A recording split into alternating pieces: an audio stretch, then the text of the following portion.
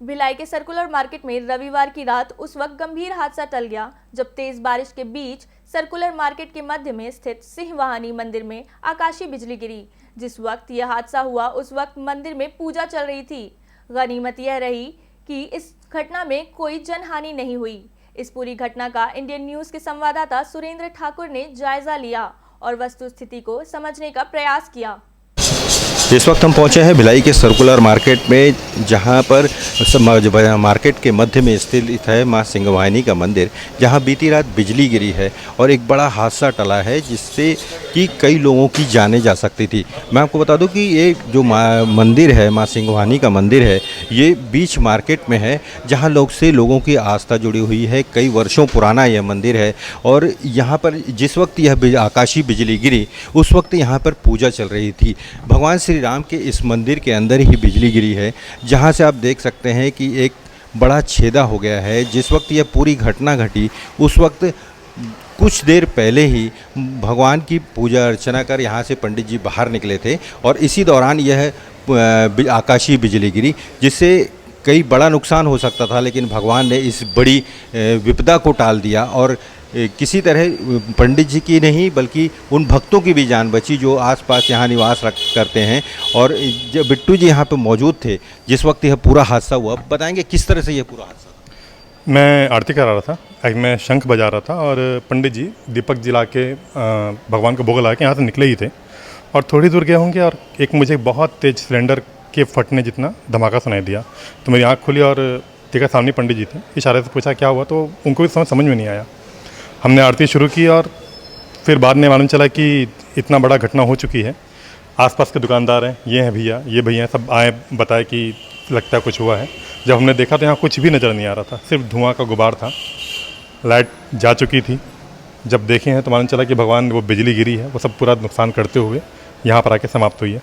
किस तरह की हुआ था, कहाँ से कैसे पहुँची है बिजली? बिजली का उधर से आने का हुआ है और यहाँ से आते हुए वो इसमें अटैक किया डायरेक्ट। इसमें अटैक करने के बाद ये पूरा एरिया ये क्षतिग्रस्त हुआ है।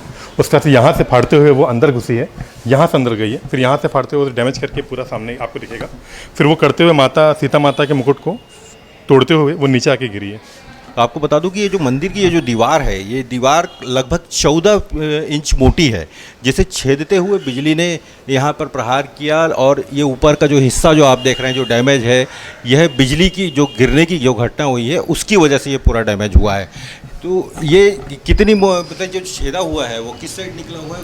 ये पीछे जस्ट सीता माता के मुकुट के पास का हिस्सा आता है, ये जो होल हुआ है और उनके मुकुट को क्षतिग्रस्त किया है वो, और फिर वहाँ से वो शायद तक वो उसकी वायरिंग की डैमेजिंग हुई है।